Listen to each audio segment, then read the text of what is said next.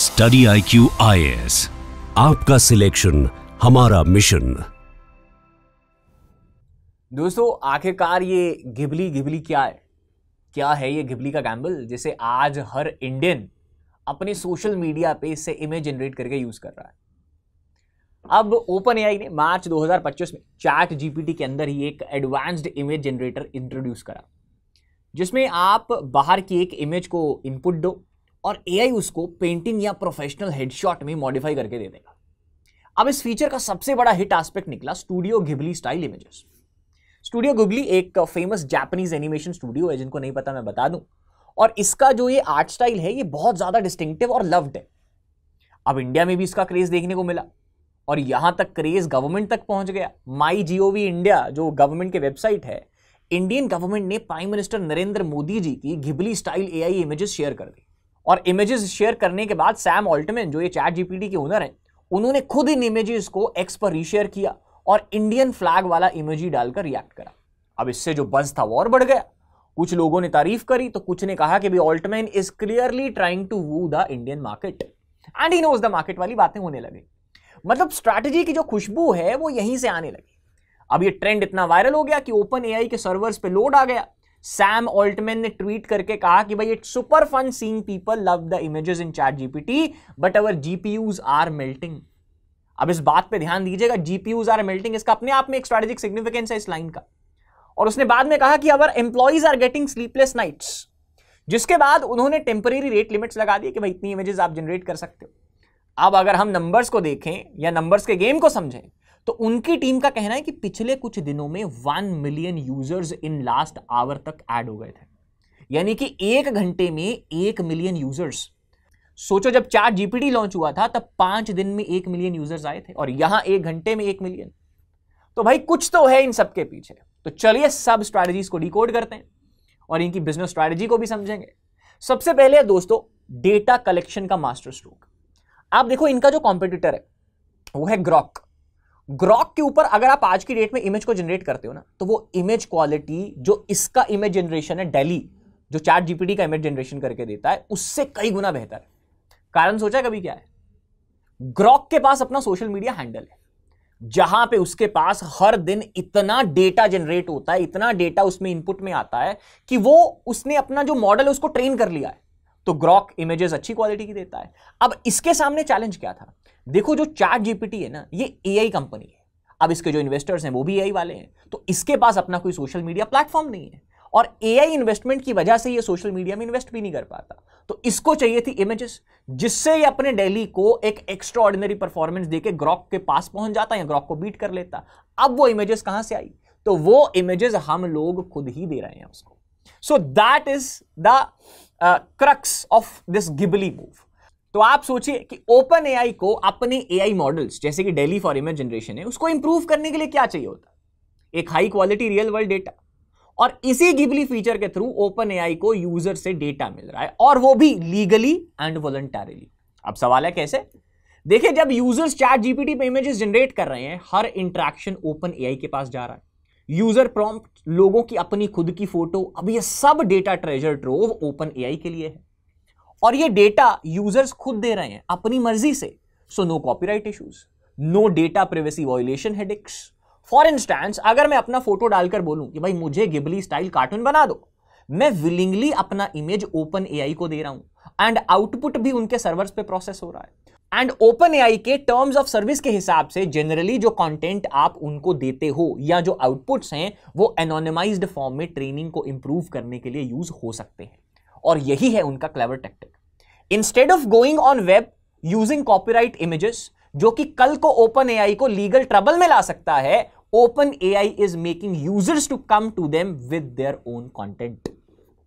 अब technical terms में देखें दोस्तों तो इसे crowd source training data collect करना कहते हैं। अब इससे ओपन एआई को पता चल रहा है कि लोग कैसे इमेजेस चाहते हैं, कौन से स्टाइल्स पॉपुलर हैं, इमेज जनरेशन में क्या फ्लॉज आ रहे हैं, और ये सब इनसाइट्स डेल-ई को फाइन ट्यून करने में काम आएंगे। घिबली ट्रेंड में ही देख लो, इतने सारे एनिमी स्टाइल आउटपुट्स और प्रॉम्प्ट आए, ओपन एआई इजीली एनालाइज कर सकता है कि डेली कहां स्ट्रगल कर रहा है, जैसे टेक्स्ट जनरेशन इन इमेजेस और ह्यूमन फेसेस में उसको क्या दिक्कत आ रही है, और इससे मॉडल को और ज्यादा बेहतर ट्रेन किया जा सकता है। बड़ी बात, no one can sue them, क्योंकि यूजर्स ने खुद कंटेंट दिया है भाई। कॉपीराइटेड स्टाइल्स पे भी एक ग्रे एरिया जरूर है। स्टूडियो गिबली के फैंस और आर्टिस्ट ने थोड़े क्रिटिसिज्म भी की है कि एआई उनका स्टाइल मिमिक कर रहा है विदाउट एनी क्रेडिट्स। पर अगर हम लीगल टर्म्स में बात करें दोस्तों, तो एआई जनरेटेड इमेज पे कोई स्पेसिफिक कॉपीराइट प्रेजेंटली नहीं है, और स्टाइल कॉपी होना लॉ में प्रोहिबिटेड भी नहीं है, एटलीस्ट अभी तक तो नहीं है। So open AI is skating around potential IP issues very tactfully. और यहां पे गिबली स्टूडियो वालों का स्टेटमेंट बहुत ध्यान देने लायक है दोस्तों। उन्होंने क्लियरली कहा कि this is how the tech is now killing the human art. और यहां एक और बात दोस्तों, कंटेंट मॉडरेशन एंड प्राइवेसी के पर्सपेक्टिव से भी ओपन एआई सेफ साइड पे है। जो लोग अपने पर्सनल फोटोज डाल रहे हैं वो उनकी मर्जी से हो रहा है। It's not like AI model उनकी फोटो कहीं से छुपके से ले रहा है। अगर आप जीडीपीआर भी देखो, जिनके बेसिस के ऊपर भारत का डीपीडीपी एक्ट बेस्ड है, उसमें भी कॉन्सेंट बहुत बड़ी चीज है, और यहां यूजर कंटेंट इनबिल्ट है। So fewer legal hurdles in using this data, और साथ में इंप्रूवमेंट।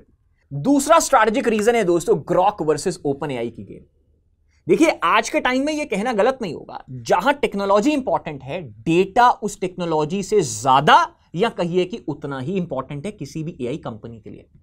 अब ये स्ट्रैटेजी को और समझने के लिए हम एलॉन मस्क की कंपनी है जो XAI, उसका ग्रॉक चैटबॉट देख सकते हैं। मस्क ने जब ग्रॉक लॉन्च किया तो एक चीज बहुत हाईलाइट करी कि Grok has real time access to information via the X platform, और वो उसके पास है भी, which is a massive advantage over the other models. और सच में ग्रॉक X से डायरेक्ट लाइव डाटा ले सकता है। ट्वीट्स, ट्रेंड्स, इमेजेस जो पब्लिक हो रहा है वो सब ऑलरेडी ग्रॉक के पास आ जाता है। मस्क ने अपने सोशल मीडिया का पूरा फायदा उठाया अपने एआई को डेटा फीड करने के लिए। ओपन एआई के पास खुद का सोशल मीडिया नेटवर्क नहीं है, और ना ही उनके पास एक स्टेडी स्ट्रीम है जो real time user generated content उनको उपलब्ध करा के दे। तो उन्होंने इंटरनेट से डेटा स्क्रैप करके GPT-4 ट्रेन किया होगा, but after a point that data becomes stale, वो बासी हो जाता है, वो पुराना डेटा है। अब जो ट्विटर का डेटा है वो ऑलरेडी अपडेट हो रहा है, ग्रॉक को रियल टाइम इंफॉर्मेशन मिल रही है। अब ओपन एआई को फ्रेश रियल वर्ल्ड इनपुट चाहिए होता है अपने मॉडल्स को रेलेवेंट बनाए रखने के लिए, और यही रीजन है कि ओपन एआई बाहर पार्टनर से डेटा लेने की सोचता है, जैसे कि बिंग सर्च का एक्सेस। पर डायरेक्टली यूजर से डेटा मिल जाए तो उसके लिए यह सोने पे सुहागे वाली बात हो जाती है। अब ग्रॉक X के अंदर रहेगा तो मस्क को कंटिन्यूअसली X के बिलियंस ऑफ पोस्ट का फीड मिलेगा। ओपन एआई ने यह गिबली स्टाइल फीचर लाके एक तरह से सोशल मीडिया ट्रेंड खुद ही क्रिएट कर दिया अपने ही प्लेटफॉर्म पर। तो सोशल मीडिया बाहर से लाने की जरूरत ही नहीं पड़ी। लोग चैट जीपीटी पे इमेजेस बनाए जा रहे हैं, फिर उन्हें सोशल मीडिया, ट्विटर, इंस्टा पे शेयर कर रहे हैं। तो इनडायरेक्टली ओपन एआई का फीचर ही सोशल नेटवर्क्स को फ्यूल कर रहा है। कहां उन्होंने सोशल मीडिया से डेटा इनपुट लेना था, और फिर वापस नए यूजर्स चैट जीपीटी पे आ रहे हैं उसको ट्राई करने के लिए, तो नया यूजर बेस भी बन रहा है। So it's like a virtuous cycle for data collection. अब ओपन एआई ने सोचा होगा कि भाई अगर हमारे पास प्लेटफॉर्म नहीं है तो हम अपने प्रोडक्ट को इतना एंगेजिंग बनाएंगे कि लोग खुद कंटेंट लाके हमें दें, एंड हुआ भी वही, इट वर्कड। अब अगला एस्पेक्ट है दोस्तों GPT प्लस DALL-E का इंटीग्रेशन, जिससे इनका यूजर एंगेजमेंट बढ़ेगा। देखिए, ओपन एआई का लॉन्ग टर्म बिजनेस मॉडल देखोगे तो उनका फोकस एक है कि एआई प्लेटफॉर्म बनाना जो ऑल इन वन हो, टेक्स्ट, इमेजेस, कोड सब कुछ एक ही जगह पे। चैट जीपीटी पे इमेजेस जनरेट होनी शुरू हो गई, मतलब अब यूजर्स को अलग से DALL-E या मिड जर्नी का साइट खोलने की जरूरत नहीं। प्लेटफॉर्म स्टिकीनेस बढ़ गई, यूजर्स चैट जीपीटी से चिपके रहेंगे क्योंकि वहीं पर टेक्स्ट भी लिखवा लो और ग्राफिक्स भी बनवा लो। Open AI chat GPT plus एक पेड सब्सक्रिप्शन है। ऑब्वियसली कंपनी चाहेगी कि उसका जो वैल्यू प्रोपोजिशन है वो स्ट्रांग बने। अब इमेज फीचर इनिशियली सिर्फ प्लस यूजर्स के लिए ही रोल आउट हुआ। Free tyre had heavy limits, but बहुत लोग सिर्फ इस फीचर के लिए प्लस सब्सक्रिप्शन लेने को भी तैयार हो गए। So revenue and and user retention angle से भी ये मूव चैट जीपीटी के लिए एक बहुत बड़ा हिट है दोस्तों। अब यूजर एंगेजमेंट भी स्काई रॉकेट हुआ। विजुअल कंटेंट जो होता है वो सब साइकोलॉजिकली भी माना जाता है कि इट इज मोर शेयरेबल। अब टेक्स्ट कॉन्वर्सेशन की स्क्रीनशॉट लोग इतना शेयर नहीं करते जितना एक cool AI generated pic share करेंगे। अब जैसे ही लोगों ने मोदी जी के गिबली एवेटार्स बनाए वो सब न्यूज में आ गया, सोशल मीडिया पे चर्चा होने लग गई। इससे ओपन एआई का ब्रांड और हाइप भारत में और ज्यादा बढ़ गया, and India is the biggest market. अब उनके इस मूव का नेटवर्क इफेक्ट भी देखो। एक यूजर ने बनाया, दूसरे ने देखा, फिर दिमाग में सोचा कि भाई यार मैं भी ट्राई करता हूं। अब ये हुआ मास स्केल के ऊपर। बिजनेस टर्म्स में देखो तो ये फीचर एक लॉक इन क्रिएट करता है।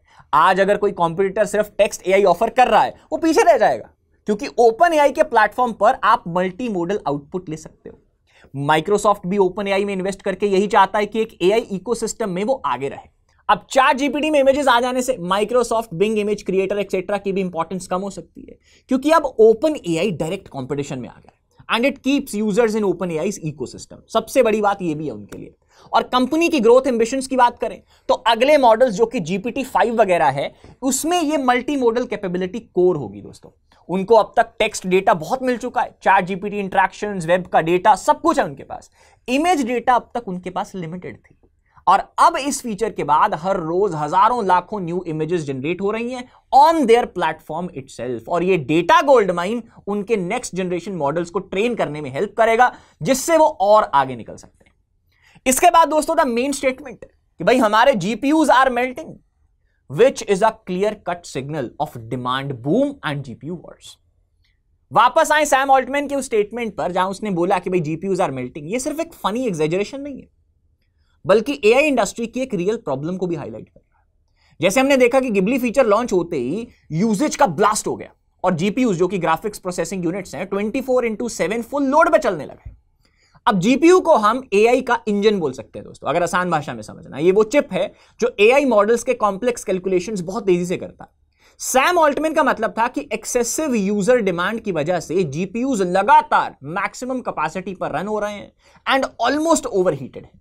अब एक्चुअली OpenAI ने एक लिमिटेशन भी बताया कि इमेजेस जनरेट करने में बहुत एनर्जी और कंप्यूट पावर लगती है। हर एक image request hundreds of billions of calculations demand करती हैं, जो GPU क्लस्टर्स ही हैंडल कर सकते हैं। तो जब तक OpenAI अपने सिस्टम एफिशिएंट नहीं बनाता या और GPUs ऐड नहीं करता, उनको रेट लिमिट्स रखने पड़ेंगे। अब इस डिमांड सर्ज का एक साइड इफेक्ट स्टॉक मार्केट में भी दिखा। Nvidia जो GPUs बनाती है, उसका शेयर प्राइसेस लिटरली ऊपर चढ़ गए AI बूम के कारण। नवंबर 2024 तक Nvidia का stock all time high touch कर गया था दोस्तों, लार्जली क्योंकि उनके जो AI के लिए GPUs की भूख है वो बहुत बढ़ चुकी थी। कंपनी का मार्केट कैप $3 ट्रिलियन क्रॉस कर गया था एक पॉइंट पे, एप्पल को भी पीछे छोड़ दिया था।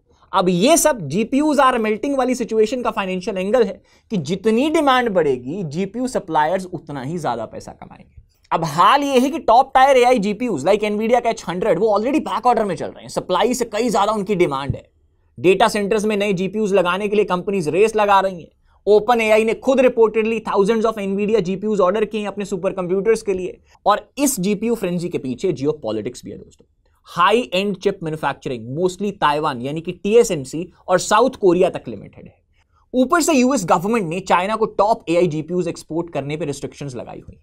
अब ऐसे में कंट्रोवर्सी भी आई थी कि एक तरफ जब चाइना ने अपना DeepSeek बनाया, तो भाई जब USA वालों से पूछा गया कि भाई इन्होंने 500 मिलियन में ये कैसे रेडी कर दिया, सो US वालों ने ये बात बोली थी कि भाई इनके पास जो चिप्स है ना वो हमसे भी एडवांस्ड है। अब सवाल ये आता है कि भाई US एज अ कंट्री ने उसने तो भाई ये जो चिप्स हैं वो चाइना को देने के लिए बैन कर रखी है। अब अगर उनके जो हेड्स हैं उनकी स्टेटमेंट करेक्ट है कि भाई उन्होंने सस्ते में नहीं हमसे महंगे में बनाया होगा, उनकी चिप्स हमसे एडवांस्ड हैं, तो आखिरकार ये चिप्स वहां से वहां पहुंची कैसे? So that's also a big question to decode. अब दोस्तों ऐसे में अगर हमारी कहानी को चलिए कंटिन्यू रखें, तो इन रिस्ट्रिक्शंस की वजह से चाइना अपने ऑल्टरनेटिव्स डेवलप करने की कोशिश कर रहा है और कुछ एक्सटेंट तक GPUs इंपोर्ट बैन को डॉज भी कर रहा है। Nvidia को भी रिस्क है कि US अगर एक्सपोर्ट कंट्रोल्स और टफ करेगा तो उनका एक बड़ा मार्केट कट जाएगा। चिप्स की ये खींचातानी एक तरफ से AI आर्म्स रेस का पार्ट बन चुकी है। सैम ऑल्टमैन जैसे CEOs इसलिए GPUs मेल्टिंग जैसी बात कह के ये सिग्नल भी देते हैं कि भाई हमें और हार्डवेयर चाहिए, नहीं तो हम डिमांड पूरी नहीं कर सकेंगे। And this also pressurizes companies like Nvidia to ramp up the production and maybe the governments to ease any supply chain issues.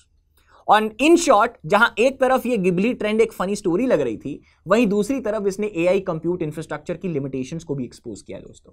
ये दिखाता है कि अगर आप एकदम से मिलियंस ऑफ यूजर्स को इमेज जनरेशन जैसे हेवी टास्क दोगे, तो चाहे आपके पास वर्ल्ड का सबसे तेज चिप्स हो, फिर भी डिमांड कम पड़ सकती है। For OpenAI it's a good problem.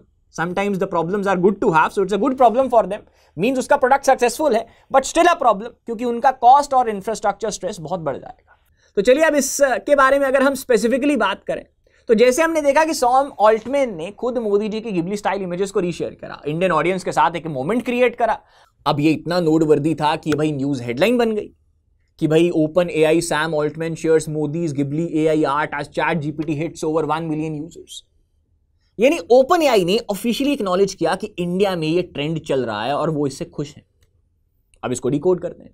देखो स्ट्रैटेजिकली सोचो, इंडिया के साथ गुडविल बनाना किसी भी ग्लोबल AI कंपनी के लिए फायदे की बात है। इंडिया अब वर्ल्ड का सबसे बड़ा पॉपुलेशन वाला देश है, डेटा और यूजर की अबंडेंस है यहां पे। सैम ऑल्टमैन पहले भी इंडिया टूर पे आए थे उन्होंने पीएम मोदी से पर्सनली मिलकर एआई फ्यूचर पर डिस्कस भी किया था। मिड 2023 की बात है ये। और अब मार्च 2025 में फिर ये मोदी वाला जेस्चर करके उन्होंने एक पॉजिटिव सिग्नल भेजा कि OpenAI values Indian culture and leadership enough to involve them in the AI trends. क्या ओपन एआई भी चाइना की तरह इंडिया के डेटा और मार्केट को फ्यूचर एआई ट्रेनिंग के लिए देख रहा है? काफी हद तक यस। कुछ रिपोर्ट्स कहते हैं कि ओपन एआई की इंडिया में यूजर बेस एक साल में 3x ग्रो हुई है एंड इंडिया उनका सेकंड लार्जेस्ट मार्केट बन गया है। ऑल्टमैन ने बात खुद नोट की और इंडिया में एक ऑफिस खोलने की पॉसिबिलिटीज तक स्पेकुलेट होने लगी है। इतना ही नहीं दोस्तों, इंडियन स्टार्टअप्स और गवर्नमेंट भी ओपन एआई से कोलैबोरेट करने में इंटरेस्ट ले रहे हैं। माई जीओवी इंडिया जैसे ऑफिशियल हैंडल का एआई इमेजेस पोस्ट करना दिखाता है कि इंडियन एस्टेब्लिशमेंट भी एआई ट्रेंड्स एम्ब्रेस कर रहा है, obviously with an Indian flavour. अब ओपन एआई के लिए एक परफेक्ट सिनेरियो है कि भाई एक डेमोक्रेटिक कंट्री जहां लोग खुले आम एआई का यूज कर सकते हैं, डेटा प्राइवेसी लॉज जो हैं वो भी अपनी डेवलपिंग स्टेज पर हैं, चाइना जैसी कंट्रीज की तरह कोई डेटा के ऊपर रिस्ट्रिक्शंस भी नहीं है, और जो हमारा लॉ है वो भी यूरोप जितना इतना स्ट्रिक्ट नहीं है, और गवर्नमेंट भी अपोज नहीं कर रही बल्कि खुद पार्टिसिपेट कर रही है। अब ये सब दिखाते हैं कि सैम ऑल्टमैन का इंडिया को टारगेट करना बनता है दोस्तों। अब थोड़ा कंपैरिजन चाइना से। चाइना का डीपसीक एक नया एआई स्टार्टअप है जो वर्ल्ड वाइड स्पॉटलाइट में आया। उन्होंने काफी कम कॉस्ट में एक पावरफुल ओपन सोर्स मॉडल बना डाला जो ओपन एआई को भी टक्कर दे रहा था। अब चाइना ऑब्वियसली अपने 1.4 बिलियन पॉपुलेशन का डेटा एडवांटेज यूज कर रहा होगा एआई ट्रेनिंग में। डीपसीक जैसा मॉडल के आने से वेस्टर्न कंपनीज को थोड़ी टेंशन हुई, जैसे कुछ governments for example south Korea and Italy ने प्राइवेसी कंसर्न्स की वजह से डीपसीक के चैटबॉट को बैन भी कर दिया था अपने ऐप स्टोर से। अब चाइनीज एआई पे भरोसा नहीं है because data could go to Chinese servers. अब इंडिया ने भी इसी वजह से चाइनीज ऐप्स के ऊपर पहले बैन लगा दिया था, रिमेंबर टिकटॉक।